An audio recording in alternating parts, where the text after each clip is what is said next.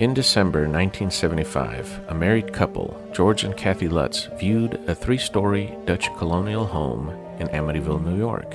They immediately fell in love with it, and despite the realtor informing them that a family had been murdered inside, George and Kathy purchased it for the under-market value of $80,000. After the Lutzes asked the priest to bless the home, the priest called them later on Christmas Eve to tell them that something unseen had struck him in the face, and told him in a deep voice to get out. From that moment forward, a series of frightening incidents occurred in the house, forcing the Lutz family to escape and abandon the home on January 14, 1976, a mere 28 days after they moved in. They sent a mover to pack up all their possessions, then they put the house back up on the market. This would trigger one of the most controversial alleged cases of paranormal activity in American history and a never-ending debate over whether the Lutzes were nothing more than money-grabbing liars or true victims of demonic forces.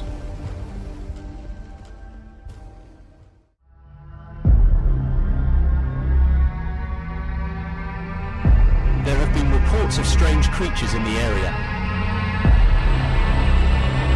Witnesses say they couldn't believe what they were seeing.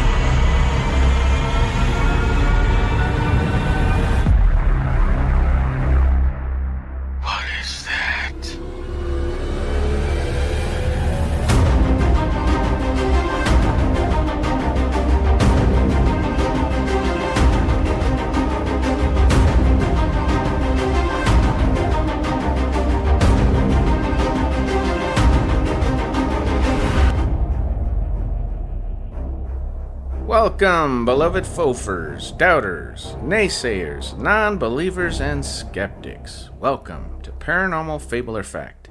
I am Victor Trevino, joined by my co-host and beautiful wife, Tammy. We are your humble guides to tales of alleged hoaxes, unbelievable stories, and the overall strange. Sweet. Okay, our email is pfableorfact@proton.me. And check out our Facebook page and, of course, our YouTube. And on YouTube, hit that notification bell and please subscribe if you enjoy our shows. So let's move right into the rules. Rule number 1. We will never purposefully mislead or report false information ever. Rule number 2, we are not professional podcasters, broadcasters, or audio editors, so mistakes will happen. Rule number 3, everyone is entitled to believe what they want and entitled to their own opinions, including us. Rule number 4, we are offering information and insight as food for thought, not persuasion. Sweet, so let's move right into the gist. Basically, the gist, this is The Horror of Amityville is the episode name, and the gist is, overall, the Amityville Horror is viewed by the overall public, especially the locals in Amityville, as a hoax. Butch DeFeo murdered all 6 of his family members within the home and blamed voices in his head that pushed him to mass murder. About a year later, when the Lutzes moved in, they left within 30 days, left all their possessions behind, and were struck with immediate financial dire straits. To alleviate some of their monetary losses, George Lutz began trying to sell the story to writers, reporters, movie makers. This behavior of seeking money and possible fame was, I believe, what caused this descent of skeptics and critics to attack the Lutz family with all of their doubts.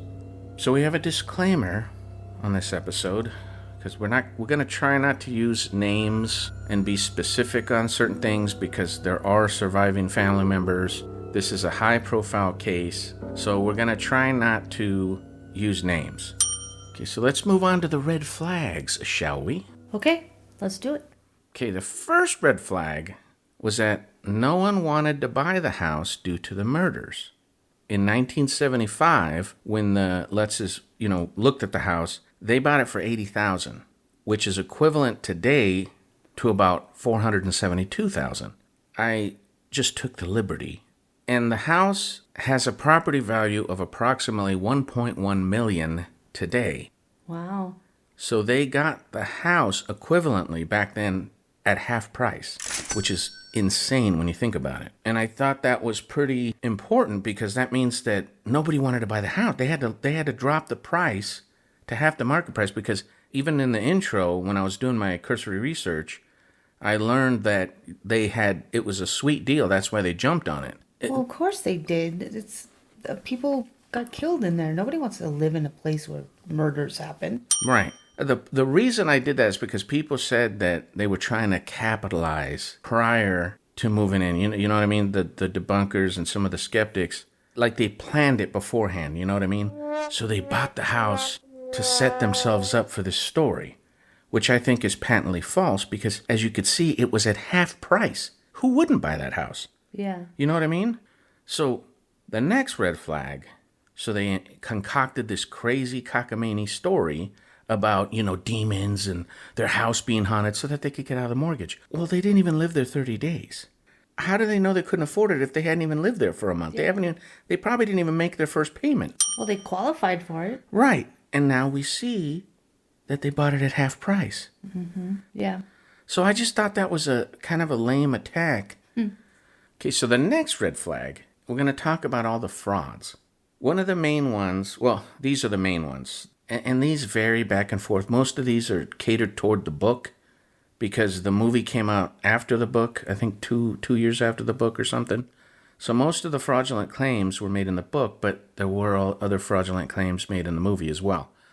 But the front door blowing off the hinges, them finding pig tracks out in the snow underneath the window after they saw the red eyes in the window. Wait. Pig tracks? Yes, pig tracks. Like oink oink? Yes. Do you remember the daughter drew a picture of her imaginary friend Jody, and it was a pig? Oh, okay. So the claim in the book was, after they see these red eyes in the window, they went outside the next day and there was pig tracks in the snow. But the people looked into the dates that they were claiming that happened, and it didn't snow that day. One of the other mistakes, I would say, or false claims, was the fact that the house was on an Indian burial ground. And when they were questioned about this, the Lutzes doubled down. But it's because the book had already come out. You know what I mean? I don't think contractually, I don't think they could say, oh, yeah, everything in the book's false. Yeah, that guy's lying. You know what I mean? Oh, I see. They signed a contract. Yeah. So I don't even know if they could, even if they wanted to, I don't know if they could. Yeah. That publishing company, yeah, they're a bunch They of... give you money, I don't think so. You see what I'm saying? You're contractually obligated to defend the book. So they came under all this heat when they didn't even really have a choice, in my opinion. Yeah. And the claims about the Indian burial ground was never claimed by the Lutzes, but by the book. Paranormal researchers that came in after they left the house, all kinds of paranormal research went there, and some psychic went in there and said, oh, I'm having visions of an Indian chief and all this kind of stuff. Even In Search Of made that kind of claim, or made a claim similar to that about these Native American tribes that had lived in the area. I don't see why In Search Of, which was a high-end successful show back then, baby, I don't see how they could make that kind of a blunder. Maybe just because they were believing somebody else or something. Or maybe their sources found something that wasn't true. I don't know. Yeah, maybe. But what I'm saying is that it wasn't the Lutzes. Right. Because remember, the Lutzes is who we're trying to defend here. So anyway, another falsehood in the book. On an interview on Good Morning America, the host of the show, and I didn't get his name, I should have, but he flat out questioned the Lutzes. They were on the show with him. On there also with the actor, James Brolin, I believe, is the guy that played George Lutz in the original movie. The host flat out asked George Lutz straight up, what about this slime coming out of the walls? Is that true? This is what George said. He said it was like a clear gelatin that they found on the countertops, and they found it along some of the walls around the house. And they thought, oh, well, I guess the kids got into something. Yeah. And made a mess or whatever. But then when Kathy found it a couple of days later, the kids were all at school, so it was a little harder to explain. That's all George Lutz said about it. The whole thing with the, I think in the book it was green slime, and in the movie it was like red, blood-like slime, or it actually was blood oozing out of the walls. Again, Lutzes never claimed that. They said it was like a clear, strange gelatin. Probably all just for cinematography, just to make the movie look good. Just like everything else. Yeah, just, And here's another thing that I thought was just fascinating. And again, during the same interview on Good Morning America, and I don't know what year this was. I think it was in 1978. The whole black tar in the toilets. Remember in the movie, this tar bubbles up all nasty in the toilets and everything, and they're freaking out because they don't know where it's coming from. When asked about this, George Lutz said it was the actual porcelain that was changing color. It was getting like these ugly splotches of like this dark color on this white porcelain, their toilets and their bathroom sinks. So I guess the host of Good Morning America wasn't paying attention because he's like, well, did you call a plumber to check that out? And George is like, no, why would we? It wasn't a problem with the water. It was the porcelain that was turning black. Now think about that. Yeah, that's kind of strange. That's weird. Like he described, like it was staining it. Like it was staining. Something was staining the porcelain. Yeah. Like a darker blackish color, which is crazy. Interesting. Yeah. Okay, and then the last one we're going to cover. They claim that the Lutzes were talking about this secret room, the secret red room that was in the basement. What Kathy said, she used to go down to the basement to do the laundry. There was a tall bookcase in front of this room. So when she moved the bookcase to the side one day, she was surprised that there was like this little room behind there. And she was like, whoa. And it was painted red, which was very odd. That's where it came, the quote-unquote secret room came from. There was no other claims of, hell coming up through the... None of that. She said it was behind a bookcase, and that's it. That was her claim. Yeah. It's like a little tiny chamber under the stairs, I believe. Oh, okay. It didn't belong there, though. Yeah. It wasn't part of the original floor plan. So the fact that she discovered it was like, oh, wow, look at this, a little secret room. Yeah. That's false claims. She says that there wasn't a secret room. The DeFeo family knew about it, so how could she not? She's lying. What? Really? Well, that's just crazy. They just found it, though. That would be just like, finding something strange in your house. You're like, oh, wow, look at this little door that goes to where? You're like, what a weird little door, yeah. It's just blown so out of proportion, I thought. But anyway, moving on. In March of 1979, the issue of Writer's Digest, Jay Anson, the author of the original book, addressed the inconsistencies in the book. Quote, people say I have made mistakes. They say that on such and such a day, when I said it rained, it didn't rain. So what? I'm a perfectly normal human being, and sometimes I make mistakes. Unquote. Okay, I'm confused. So he just is claiming, he made mistakes in the book, like false claims, or what? He just made mistakes. He's human and he made mistakes. And it was blown out of proportion. But the thing is, baby, embellishments happen all the time. Yeah. In movies, in books, it's to make it more exciting. If it's kind of just little things happening, you have to embellish stuff to make it more marketable. Yeah, right? The audience will watch it. And that's all Jay Anson did. Right. I'm not really blaming him for a lot of what happened, but I think it's unfair to ignore him as the author and put all the blame right on the Lutzes. Yeah, I was just gonna say, because you could put it on both of them. Right. It was kind of, if you're gonna accuse anybody of lying, it would be on both, because he just said I made mistakes. Yeah. He never said the Lutzes came and lied. Oh yeah, they told me all these lies and that's why I put it in the book. He never said that. Yeah. As a matter of fact, he only met the Lutzes once, I believe. Wait, but he wrote. Okay, that's interesting. Remember, it was audio tapes. Oh, but that's one of the red flags. We'll get into that. We'll get into that. So there's a book that came out later, and I think only like 15 or 20 years ago, claiming that Butch's wife was doing that back then she had done some subpoena for the police records and was charging the police with failing to find certain evidence, things about like a bloody boot print and possibly a second shooter, a seventh body in the house that the police ignored or something because of the mafia or some crap. And they claimed that Father Pecoraro... Yeah, Pecoraro. The book claimed that Father Pecoraro, and I'm not going to talk about the author because I think he's just trying to sell books. But anyway, the claim was that he only talked to the Lutzes over the phone. That was just a flat-out lie. They said that they took transcripts from the trial of Lutzes versus Weber, and that he said that he didn't meet her, Kathy, until like right before they were married.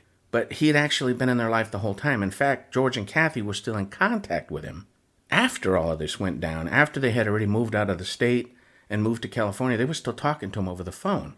It was through Kathy, I didn't know this, it was through Kathy that they found out that the priest became a rabbi, that he was basically kicked out of the Catholic Church for defending, coming to the Lutz's defense, right?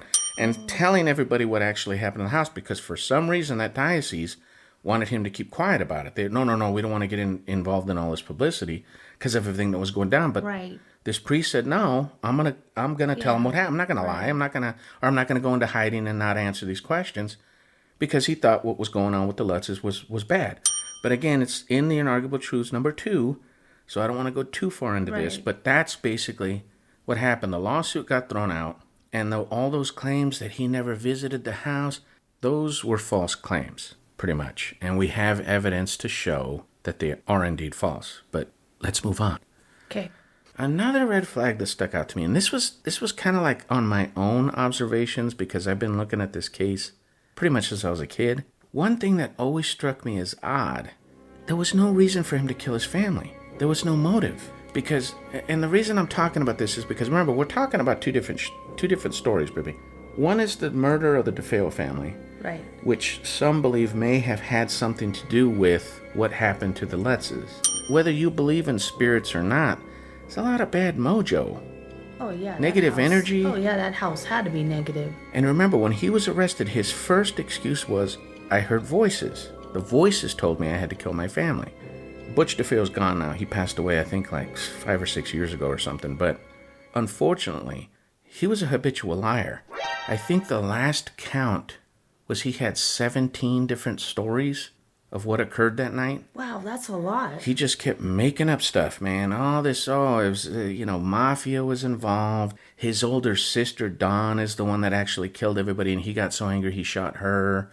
All this, I mean, baby, there's so many different. I mean, you had this guy claiming that he had a wife and everything. He wasn't married. He was living with his family. Yeah. He was living with the DeFeos. But I just think it was weird, because why would he kill him?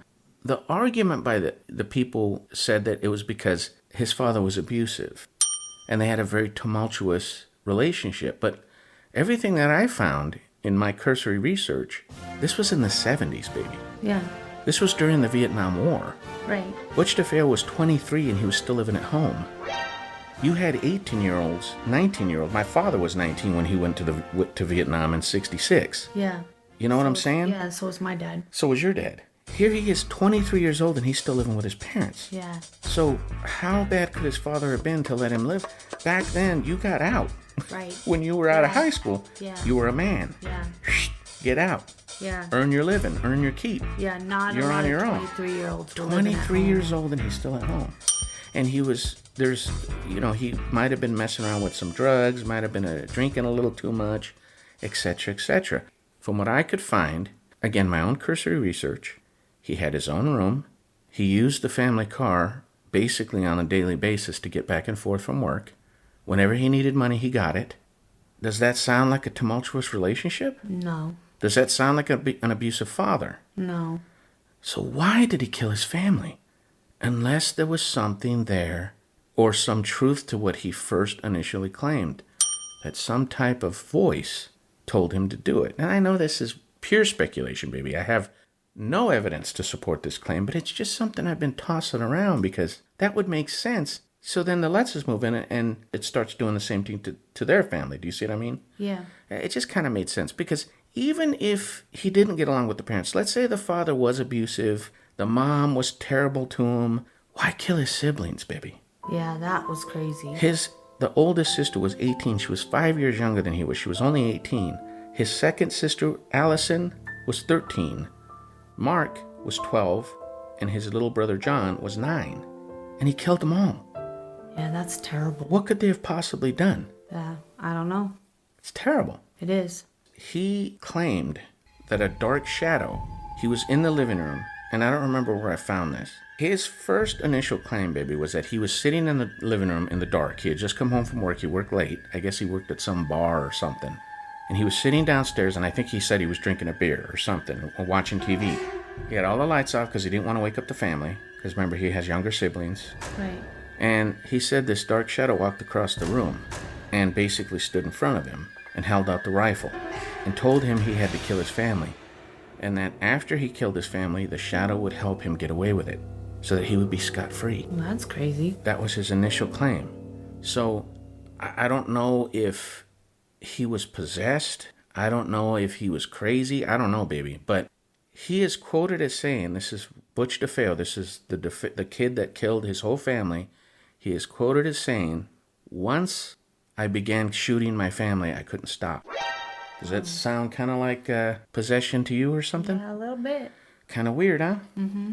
Don't remember, the Lutzes made everything up, baby. They were completely lying. This was a complete hoax. No evidence whatsoever, but here we have a guy that lived there before talking about shadows and voices and stuff. Mm-hmm. Again, maybe he was crazy, maybe not, but it's just weird.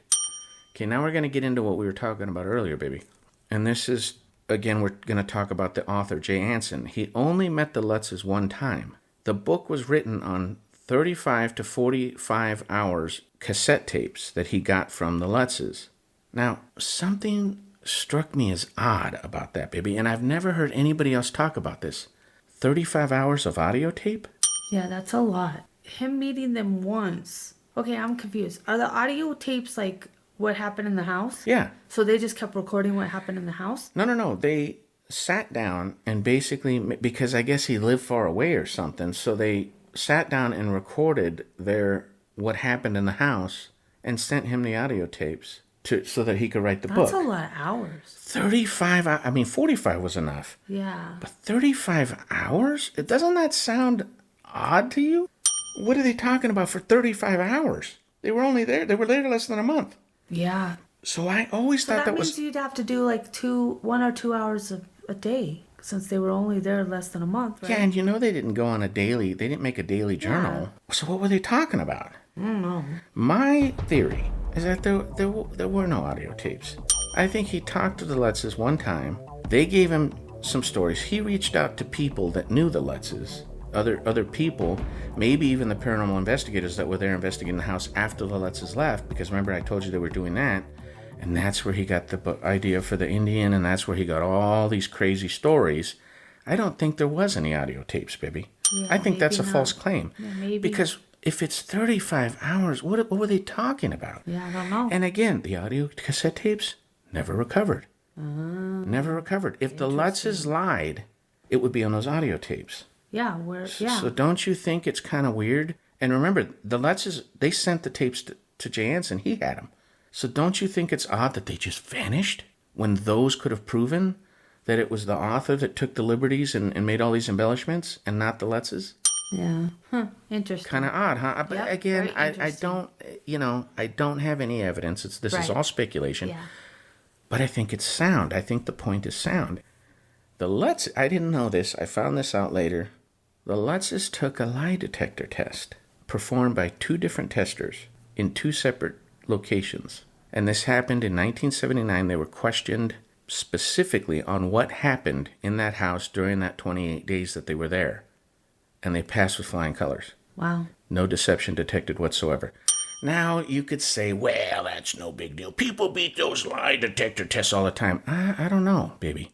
I don't know, because they're still, to this day, they're still used by law enforcement to get an idea of whether someone's lying or not. Yeah. Right? Yeah, they're used to So, at least that's what the fact... TV shows say.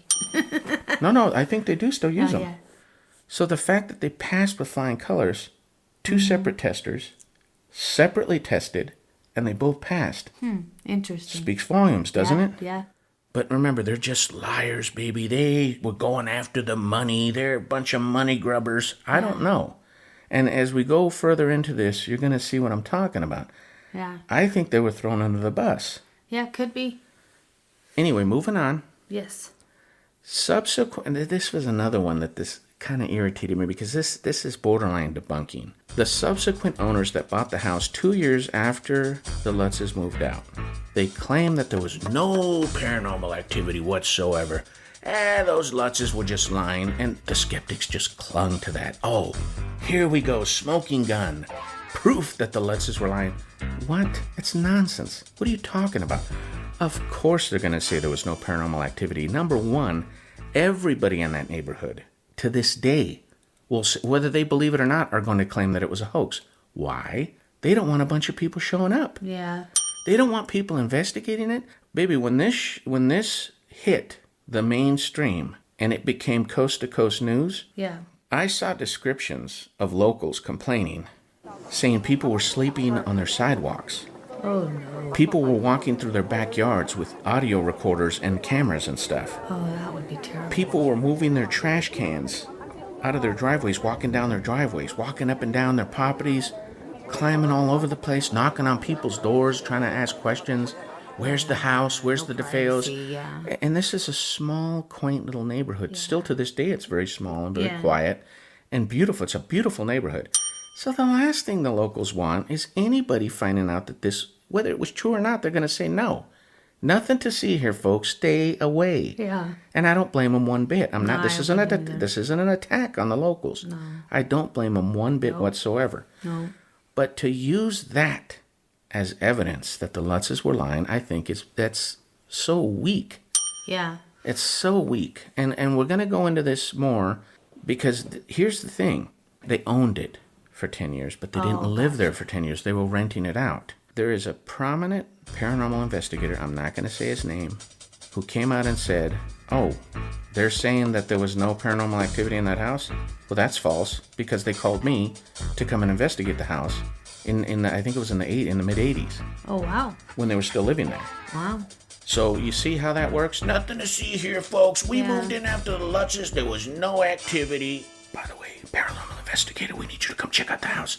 Now, they found, I guess it was like a caretaker of the property, and they were attacking her, because you know how I love the chat rooms. They were actually going after her, asking her, hey, why did they lie? Why did they say that there was no paranormal activity?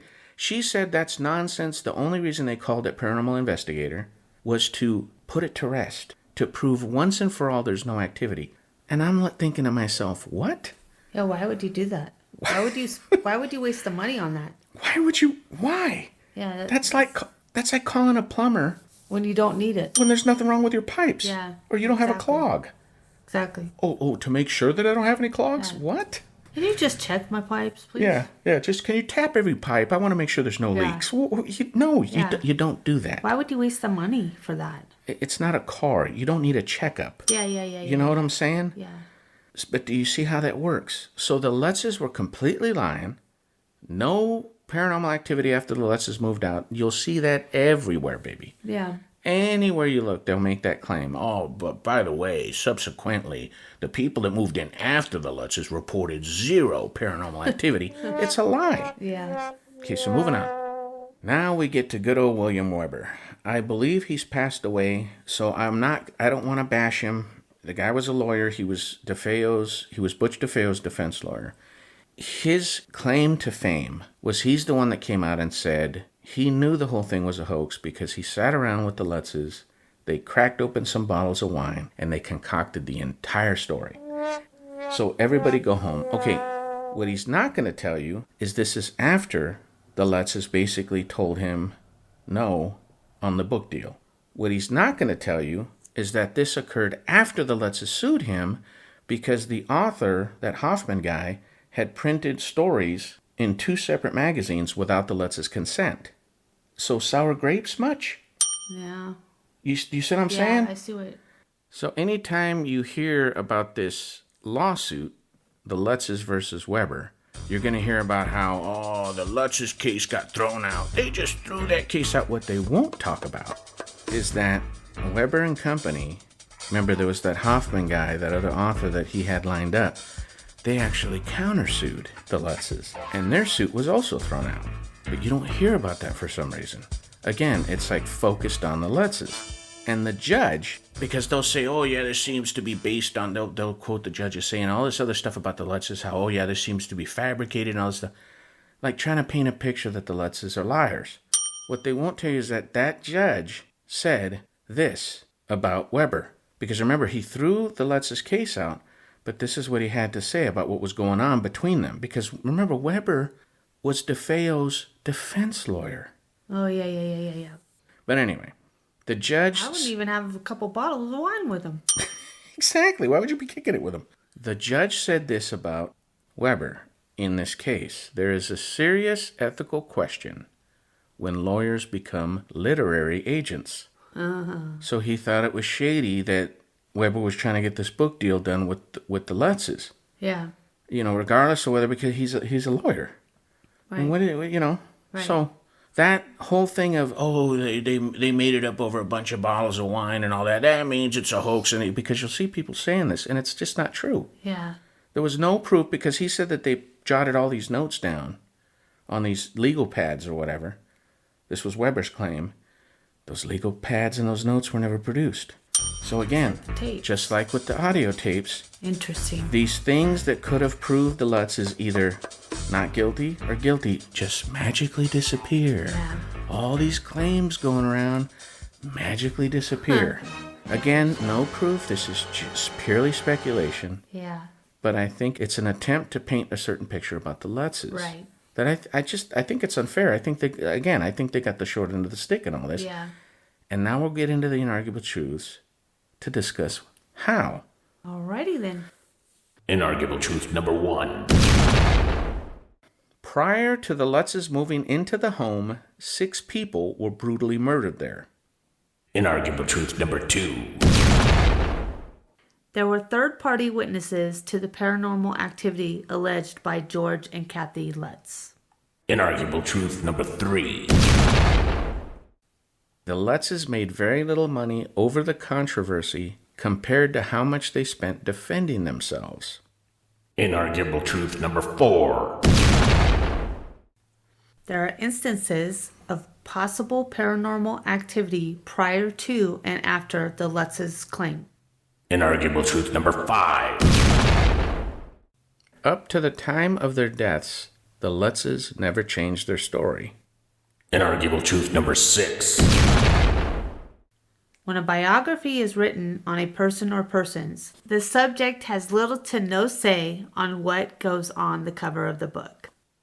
Okay, so let's go back to inarguable truth number 1, which is, prior to the Lutzes moving into the home, 6 people were brutally murdered there. Now, I have to ask you, baby, even if it was at half price, a dream home, basically beachfront property, would you move into a home where 6 people were killed? No way, Jose. No. I wouldn't either. No. I would not. Call me superstitious, I don't know, bad mojo, bad energy. I don't think I would move into that home. And we're not the only ones, baby. Because remember, it took them 2 years to sell that house after the DeFeo murders occurred. Yeah. So here come the Lutzes. They fall in love with the house. Oh, man, this is the house they got killed in? They lowered the price all the way to half price. Yeah, no. That's why the Lutzes jumped on it. Now, Not even for $1. I'm not defending them. I'm not saying anything, and I'm not bashing them for doing it. I'm just saying I don't think, particularly because there was children involved. Yeah. I can't even, wouldn't even want to deal with that. But I couldn't do it. Now, here's an interesting point, and this is my own research, baby.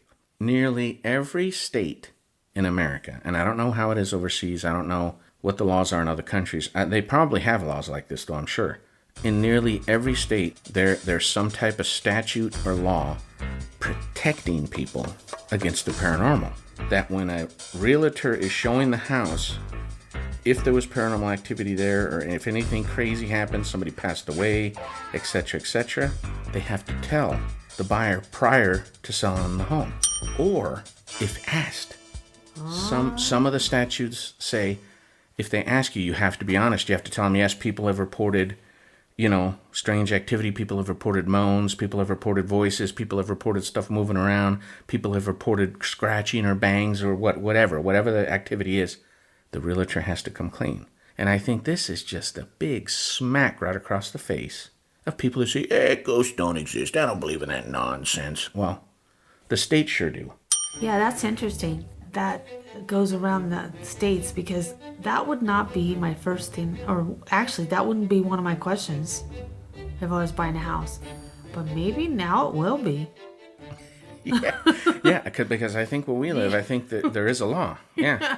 But in New York State, baby, where the Lutzes moved into this home, Courts will rescind a house sale if the seller creates and perpetrates a reputation that the house is haunted, and then takes unfair advantage of the buyer's ignorance of the home's reputation. So they're one of those states that if there's some type of reputation of this house being haunted, or it's not, and they try to say it is to maybe get more money out of it, you can't do that. It's against the law, and you can get arrested. That's interesting. Very interesting, don't you think? Yeah. So most states don't even call it paranormal activity. They call it what's called stigma or psychological impact, which is That's interesting. you're psychologically affected when you file a lawsuit against these realtors if they didn't tell you about it. Psychologically affected. I think that's fascinating. Yeah, it is. But again, non-believers, the states recognize these laws, and I think other countries probably have laws that are similar to this. If they do, I would love to learn them because I don't have time to look up every law. Anyway. Yeah, that's interesting. But I don't know when this law in New York State was created, but I would be really interested to know if it was before the Lutzes moved into that house or after. Oh, yeah, because that could be why. I think that would be very interesting indeed. That's interesting. Again, just speculation, just throwing it out Yeah. there. Moving on. Inarguable truth number 2. There were third-party witnesses to the paranormal activity alleged by George and Kathy Lutz. Right out of the gate, baby. Oh, they were lying. They sat around with wine bottles with this lawyer, and they just made the whole thing up out of scratch. Out of thin air, nothing happened. Everybody go home. Nothing to see here, folks. It's a lie. Yeah. There was the priest Right. that showed up at the house that reported paranormal activity, and we talked about the false allegations against the priest. Right. The kids were third-party witnesses. People could argue, no. I saw somewhere they were saying that there were small children at the time. I think the oldest one was 14. I think his name is Daniel. He was the eldest. He was either 14 or 16. I can't remember. Oh, well, then he would know. At the time, he might have been younger. I don't know. I might be completely wrong on this, but I do remember him being a teenager. Actually, Daniel was only 10 years old at the time. And then the other two were much younger because they were the children Kathy had while she was married to George. Because I believe Daniel was from a previous marriage. Okay. So he was The stepson. much older. Right. He was George's stepson. Right. So I think they're third-party witnesses because they were questioned as adults. And then the other thing is the people that moved in after the Lutzes. Right. Can't forget them, baby. Yeah. Because remember, they called the paranormal investigator. So the priest, actually, I have an audio clip of him that I'm going to play.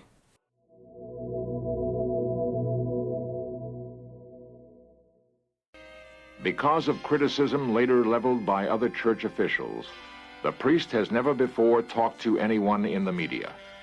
In Search Of was able to locate him, and he agreed to tell us his story, but only if he could remain anonymous. I was blessing the sewing room. It was cold. It was really cold in there. And I thought, gee, this is peculiar. Because it was a lovely day out. And it was winter, yes, but it didn't account for that kind of coldness. I also was sprinkling holy water. And I heard a rather deep voice behind me say, "Get out." It seemed so directed toward me that I was really quite startled. I felt a slap at one point on the face. I felt somebody slap me, and there was nobody there. He discovered blisters were festering on his hands. I went to the doctor for it, yes, and he couldn't explain it. He thought it might be caused by anxiety, and of course that's feasible.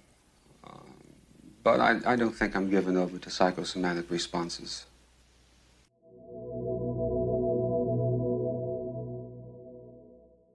So there you have it, from the horse's mouth, as we like to say. Here's this priest talking about how he was unnerved because the room was so cold. And it was winter outside, but it was such a nice day, it didn't account for that type of cold. So it must have been like, ooh, what's going on here, Yeah. Like a Frigidaire. Like a Frigidaire. Then he hears a voice. In the movie, it was like, get out, all yelling at him. He didn't say that. He just said he heard a deep voice say, get out. But he said it was so directed at him that it startled him. Then something slapped him across the face. And that was finally enough for the priest to skedaddle. He Bye-bye now. got out of there, but it didn't end there. Because this was another thing, is that they said that the priest lied about the sores, or that the Lutzes lied about the sores on the priest's hands. There you have it, 1979, In Search of Interview, Priest Pecoraro just saying exactly what happened. Because the lawsuit, remember, this was after the lawsuit happened, when they claimed that they said he never showed up at the house, and that he interviewed during the trial over the phone, and said, "Oh no, I only talked to the Lutzes over the phone. I never went there." Yeah. And he said that he denied any paranormal. That's all. It's all lies. Here you have this priest had no reason whatsoever, because there's people that are like, yeah, he probably left the church diocese because he was in on it, on the hoax, and once it all blew up in his face, he took off. I don't think that at all. I think the diocese was embarrassed by this guy, and he basically got demoted. Because they told everybody, this is a false story, we don't want anything to do with it, is what the church's stance was. This guy came out and said, did this In Search of Interview. He came into court for the Lutzes and for their defense and stuff, and he basically stood by his guns. He never backed down. Yeah. That's Kathy's quote. He never backed down. He always stayed with us. And again, they kept in touch with him after all of this. So, wow. There you go. Yeah, that's crazy. So that's one witness, other than the Lutzes, that say something happened. We move on to the children. Daniel was the eldest. And apparently, because he was the stepson, I don't know if it's just because of the stepson or whatever, but he came out in a documentary later, and I'm sure there's people that are listening to the show right now that probably watched that same documentary. He blamed everything on George Lutz. He claimed that George Lutz was messing around with the occult once they moved into that house because 6 people were murdered there. Again, that energy, negative energy, what have you. Yeah. Apparently George, according to Daniel, and I hope I'm not misquoting him, but this is just from memory on that Netflix special that I saw on it, my Amityville Horror or something like that. Anyway, and I don't remember what year it came out anyway. This is all from memory. Probably should have looked this up. But anyway, he claims George started dabbling in the occult, and he's the one that unleashed all of this crap in the house. But remember, if something was already there, baby, Oh, yeah. messing with Butch to kill his whole family, and then the 6 deaths are in that home, and here comes George messing around with the occult, that's like a fuse, baby. Oh, yeah. It's going to open up all kinds of Heck, doors. if you believe in the paranormal, that's a powder casket, you know what I mean? Yeah. So, apparently all of the children were estranged from each other. This ruined their lives, baby. This ruined not just the children's lives, this ruined George and Kathy. They got divorced in the 80s. From what I understand, the middle son and Daniel, the eldest, reconciled, and they're now talking, but the youngest sister, she changed her name and just Wow. disappeared. How sad is that? Yeah. That's It so sad. destroyed the whole family. Yeah, that's so sad. to these people that say, oh, people just do it for money, and you look at case after case after case, baby, of these paranormal, these big, name and lights where they make movies out of them and they write books about them and all this stuff. 90% of the time, their families are absolutely devastated by it. It's why so many people keep quiet. It's why so many people act like, even if they see something, they act like they didn't, because they don't want to be ridiculed. Right. They don't want this stuff happening to them. Right. So they'd rather just deny the whole thing. Is that proof that the paranormal doesn't exist? Not at all. Not at all. The point is that the 2 brothers reconciled. Neither one of them had a very high opinion of their father, George. And I should have talked about it at the beginning. There was evidence that George might have been going after some money. Okay, and he might not have been a very nice guy. Apparently he was a Marine. He was real tough on the boys. He was real tough on the kids. And that's why, I believe at 16, Daniel ran away from home. Permanently. Never came back. Oh, wow. Yeah, and he was estranged from his mom and everything, and that's why he was estranged from his brothers and sister, or his brother and sister, because of that. Well, anyway, neither one of the boys had a very high opinion of George. Neither one of them said that he was lying. Perfect opportunity to do so, baby. Oh, yeah. And some people are like, well, Daniel's going to say stuff happened because he wants to capitalize on it. No, what are you talking about? Are you kidding me? I'll slap you. Yeah. Are you kidding me? Do you know how much money Daniel would make right now, baby? Yeah. If he came out right now and said, oh, yeah, my parents were liars. Yeah. Yeah. Nothing happened in that house. Yeah. Wrote a book. Yeah. He'd be on Howard Stern. He'd be on Joe Rogan. He'd be on every late night TV show. He would be on The View. He would be everywhere. Yeah. You couldn't get enough of this guy if he came out and once and for all said, yes, my parents were liars. Here's the evidence. Yeah. Here's my testimony. Here's the real story. Yes. Yeah, gotcha. So don't give me that crap that, he has a reason to lie because he's trying to capitalize on. No, get out of here with that. Get out of here with that. They had a perfect opportunity right now to bash their parents, and neither one of them did, baby. Neither one of them did. And I believe he even came forward and said he was talking to his mother, broad daylight, it was in the morning, getting ready for school. And as he's talking to his mother, Kathy, in the kitchen, they both watched a tall, dark shadow walk right through the kitchen and between both of them. Oh, heck. And that's right out of Daniel's mouth. And he said that he did see stuff moving around the house. He did hear weird noises. Weird stuff was happening. There you go. If that's not a good witness, I don't know what is. Yeah. Because again, he couldn't stand George. He could not stand his stepfather. So, no, there you go. I think we about covered that enough, no? Yeah, I think so. And again, we come to the people, and I don't want to name them. I don't want to say their names because I don't know if they're still alive. I don't know if they've passed away. I don't know, existing family members. I don't want to offend anybody. But the family that moved in after the Lutzes, remember, they moved in 2 years after the Lutzes moved out. They bought the house for $55,000, which in today's money is only $286,000, which is about a quarter of what the property's worth. Right. They stole that property. Yeah. Because nobody wanted to live there, baby. Yeah. Again, a prominent paranormal investigator came out and said that he was called to the house, claims that they lived there for 10 years when they actually rented it out. All of that stuff, that's third party, not direct witnesses, but evidence that something was going on. Yeah. I rest my case. Let's move on. Yeah, I still think it's strange that they called a paranormal investigator. If nothing was going on, exactly. Yeah, so stuff was going on. Yeah, they spend money to do that. Why would you waste your money on that? But let's move on to an argument truth number 3. Okay. The Lutzes made very little money over the controversy compared to how much they spent defending themselves. They made over $100,000. I think he said $200,000 on the book deal. Okay. And from the movie, even though it made like $47 million, they missed out on the royalties for the movie. I don't know if they just wouldn't sign them or I don't know what happened, but they only made $100,000 out of $47 million. Wow. That the movie made. They only saw $100,000 of it. That's crazy. So you could say $300,000. See, they made all kinds of money. They took the money and ran. Yeah, that's it. Think about what was going on when they moved out, baby. All of this stuff happened years after they moved out of the house. Right.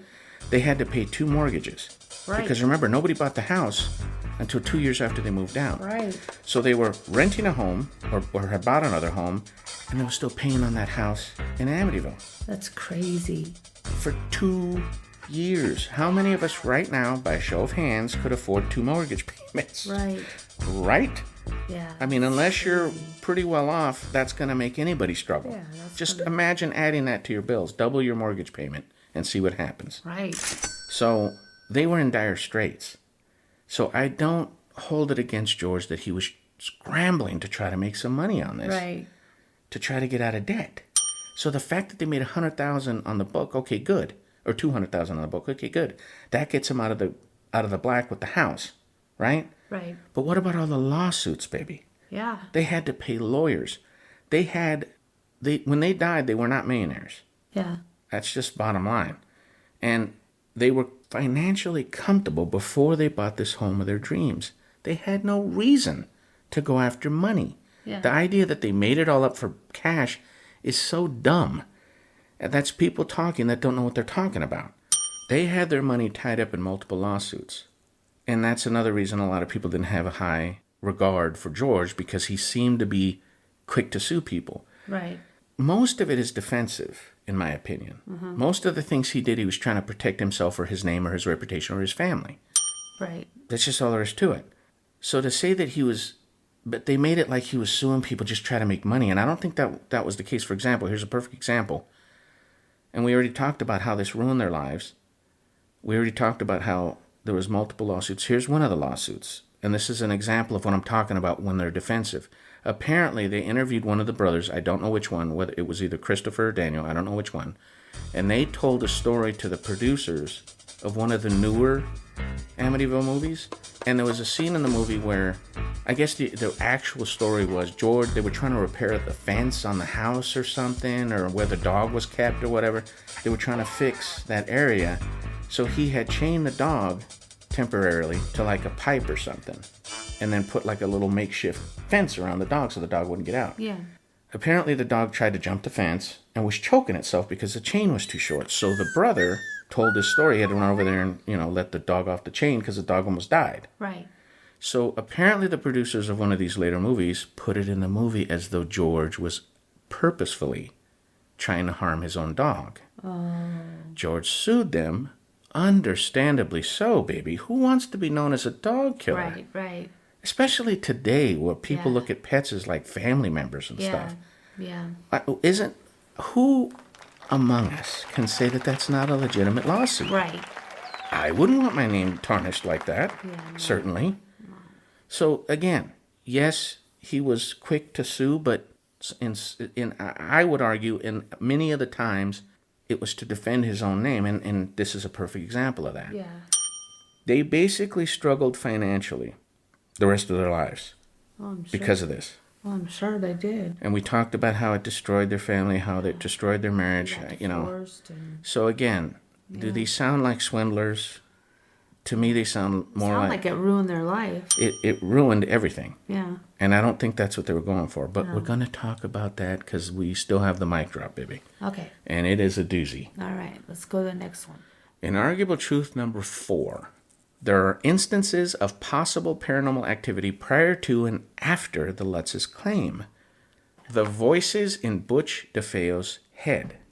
Now, yes, it can totally be argued, hey, he was a liar. He probably lied about that. Absolutely agree. But it is possible evidence that there may have been paranormal activity in that house prior to and after the Lutz's moving in. Right. That's all I'm saying. Right. Now, here's one that has never been answered, baby. And this is a smoking gun. This should have been, if I could have made it part of the mic drop, I would have. But I couldn't. Okay. Nobody heard the gunshots. In the movie, it opens up, with the Lutz's moving and all that. But prior to that, there's a short scene of Butch DeFeo going from room to room and murdering the family in that house. Because even the movie producers thought that was important because 6 people died there. Yeah. No matter what you want to argue, 6 people were brutally murdered there. Yeah. And that's inarguable truth number 1.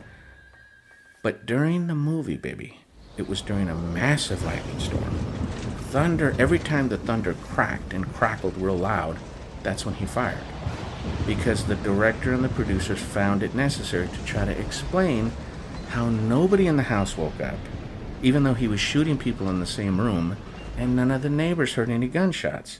I heard arguments of, well, that weapon, that .35 caliber, those aren't very loud. It's perfectly reasonable. You look at Google Maps, baby. Those houses are very tight together. Yeah. And on the actual night in question, when DeFeo did murder his family, it was a calm, quiet, clear night. No wind. That's crazy. No thunder. That's crazy. No car accidents. No howling winds. Yet nobody heard the gunshots. Nobody heard the gunshots. Nobody in the house heard the gunshots, baby. They were lying all face down, all on their backs, dead asleep when he shot them. The 2 brothers were sharing a room. He killed one brother, the other brother kept sleeping, and he killed that brother. His first victims were his parents. He shot his father twice first, then shot his mother twice. Neither one of them woke up. And none of the kids woke up. None of the kids woke up. They were all found. Were they drugged? Toxicology report, no alcohol, no drugs, nothing. Wow. There is no logical, I've never seen anybody come up with a logical explanation as to how he did it. But if you remember Butch DeFeo's initial testimony, the shadow told him he would help him get away with it. Wow, that's crazy. So, I don't know if if you want to go way out on a limb, did it put up like some kind of cone of silence? Yeah, some kind of soundproof. Some kind of sphere that didn't allow the sound to travel so that this gunshot wasn't... but it's odd, and it's never been explained to me. And if anybody has seen a report on theories as to how he did it, because again, there was no evidence of a suppressor, and for people that don't know weapons, a suppressor is a silencer. No evidence, implemented or otherwise, or manufactured suppressor was used. In other words, you could pick up a pillow and it'll muffle the sound. Yeah. No, there wasn't, because that's another thing in chat rooms. He just used a pillow and nobody heard it. There would have been fluff and blood everywhere. Oh, yeah. Yeah, there would have been evidence. There would have been burnt pillows. Yeah. There was zero evidence. Or something like that. Zero evidence that a suppressor was used, manufactured, or implemented. Zero. So no one even knew that the whole family was murdered all the way up until the following evening, until Butch DeFeo walked into that bar and said, someone help, I think my family's been murdered. And that's when he was arrested, hours after, because his story didn't add up. No one knew. 6 people lay dead in that house for an entire day. Butch got up the next day and went to work. Wow. Spent all day at work. Came home and was like, oh my goodness, nobody's discovered my family yet. He had to go out and tell people. No one knew, baby. How do you explain that? If that is not evidence of possible paranormal activity prior to the Lutz's claim, I don't know what is. Oh, and that paranormal investigator, remember, once he got there, the guy that was called in after the Lutz's moved out, he claimed that there was strong negative energy in the home. So there's another possible evidence. Again, if you believe in it or not, whatever, that is possible activity, however. Prior to or after the Lutz's claim. Right. That's why it's in here. Then the photograph, baby.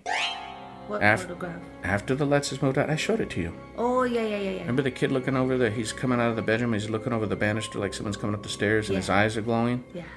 And he looks like the youngest DeFeo child. Yes. Which is really eerie. People said, oh, that was just one of the children with the paranormal investigators. Nothing to see here, folks. No. That camera was left there overnight. It's a completely dark room. If you look at the photograph, it's a static camera, motion sensing. So when it sensed motion, the camera snapped a picture in a completely empty, dark home that was left there overnight. Scary. And that's what it captured.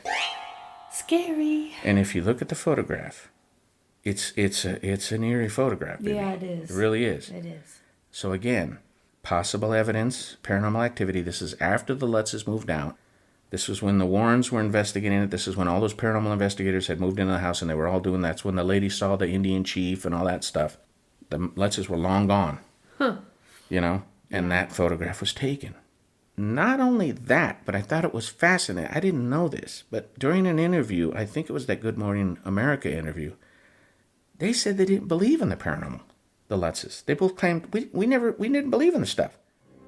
We had no idea. When stuff started happening, like the gelatin that they were finding around the house, doors slamming shut, lights flickering on and off and all this, they were like, there's something wrong with this house. Yeah. We got gypped. Yeah. Toilet turning black. Yeah. They're like, what's going on here? Yeah. Do we have busted pipes in the house we don't know about? They didn't believe in the paranormal until after they moved in that house and all this crap started happening.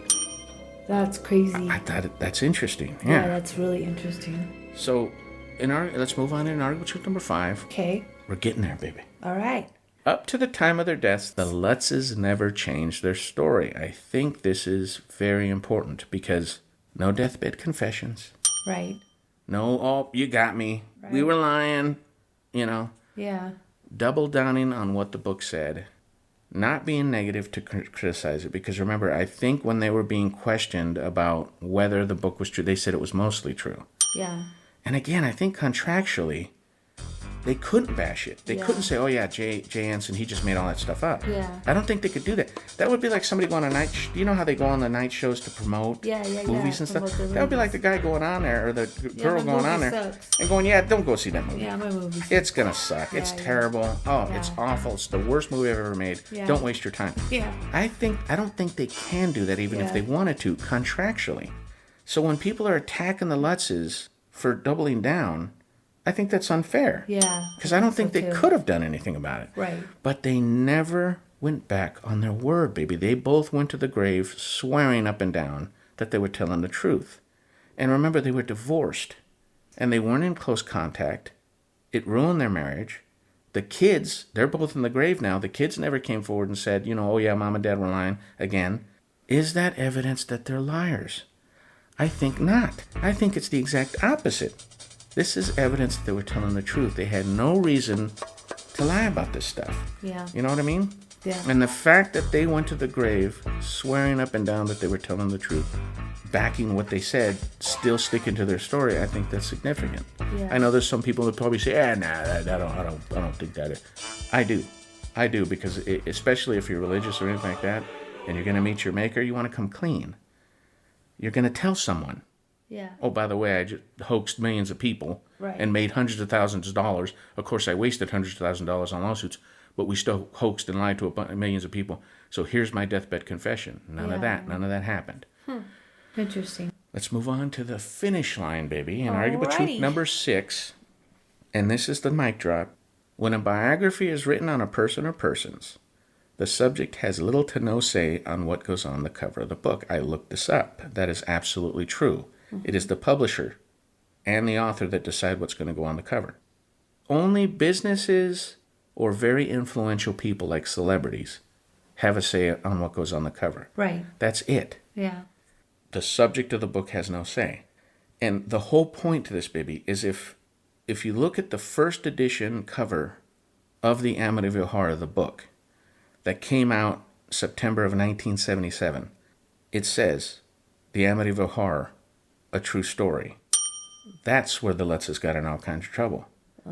That's how they threw him under the bus, baby, because had that book said what 99.9% of all other fiction books or nonfiction books say, Based on a true story, based on a true story, based on true events. Yes. And why do they do that? To give them that leeway. Yes. To embellish. Yes. Had that first edition book said based on true events, the Lutzes wouldn't have gotten all of that stuff about pig tracks and Indian burial ground and doors flying off and, all those claims, that the stuff oozing out of the wall, the secret room. None of that would have been attacked. They wouldn't have. They could have just said, "Oh, it was, Yeah. no big deal." Yeah. No. It's based on true. Right. The fact that it said a true story is why they got in trouble, because they were claiming everything in the book was 100% accurate. And I think that's how the Lutzes got thrown under the bus. They had no say on what on the cover. Yeah. That was all the publishing company, and that was all the author. And again, I'm not bashing Jay Anson. He's a writer. Sell a book. He was just trying to sell his book. Yep. But it threw the Lutzes indirectly under the bus, because everything that the book claimed was on them. Well, the book says, see? And then again, how could they say, oh yeah, that's not. Later they did. Yeah. But at the time when the book came out, they couldn't. No, because they were under contract. Yeah. So again, all of this could have been avoided. All of this angst and anger and resentment and accusations of them being liars, none of that would have happened had the book said, based on true events, based on a true story. That's it. Wow. Mic drop. Walk away. That's crazy. So, to me, that is clear evidence the Lutzes were victims in this. Yeah. The Lutzes were thrown under the bus because they didn't have a say of what went on the cover. Yeah. That's it. Huh. So, in conclusion, baby, what do you think about the Amityville Horror? I think it's very, very sad. Even before, when the DeFeos? DeFeos, yeah. Yeah, when the DeFeos were there, something happened before. Something evil was lurking in that house. It's a sad, really sad story. That's a lot of lives to ruin. That one house, right? Mm-hmm. That's sad. It's a sad story. But what do you think? What do you think they were lying? No, I don't think they were lying. I think they were telling the truth. I think at first, now I think that they got a good deal on that house. She probably fell in love with that house. I think George was kind of on the cusp about, kind of looking into some darkness, like dark magic and stuff, and thought it would be cool to buy the house.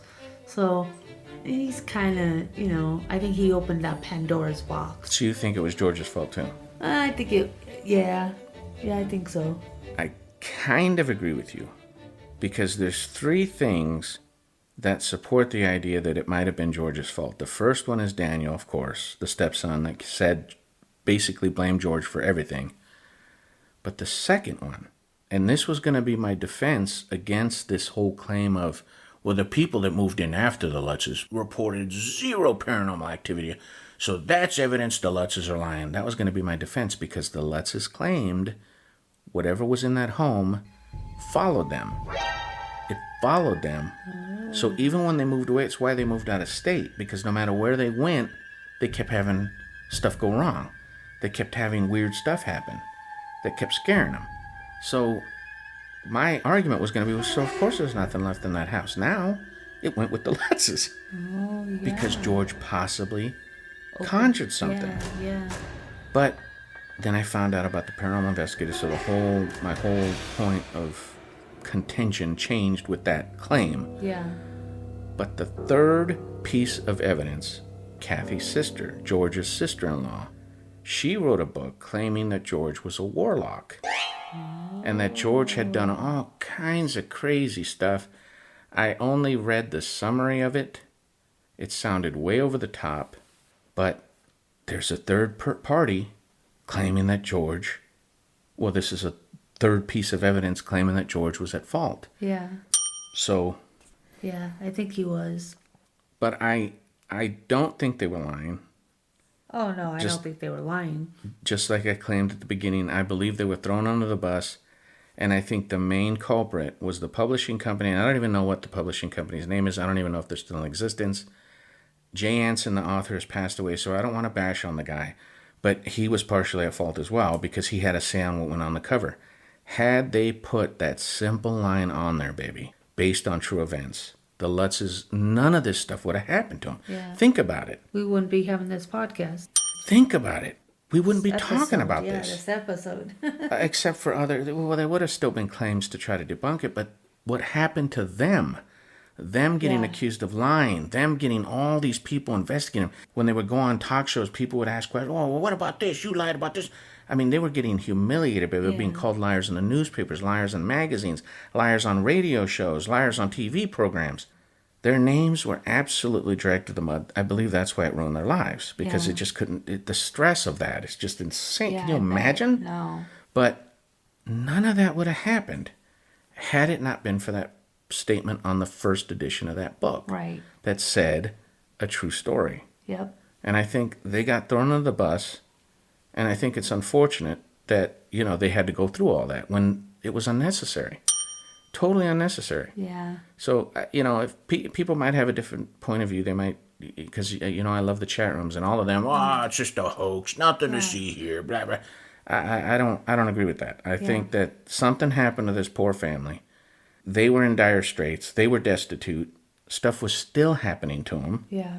And they tried to recover from it and tried to at least get some kind of financial gain out of it. And they got thrown under the bus. Yeah. They got fed to the chickens.